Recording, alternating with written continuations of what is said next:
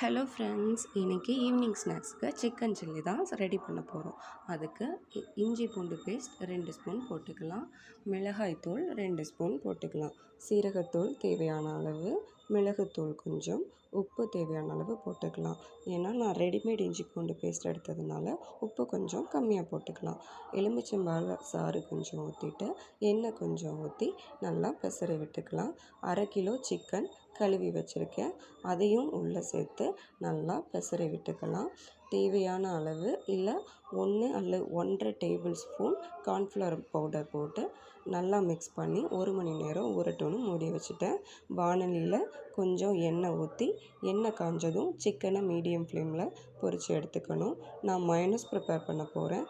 அதுக்கு 1 முட்டை, 4-5 பல் பூண்டு, கொஞ்சம் சுகர், கொஞ்சம் உப்பு, கொஞ்சம் எலுமிச்சம்பழ சாறு எல்லாம் போட்டு பல்ஸ் மோடில் அடைக்கணும்.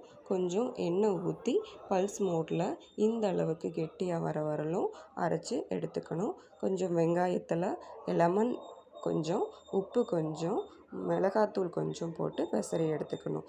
இப்போது சில்லி ரெடி.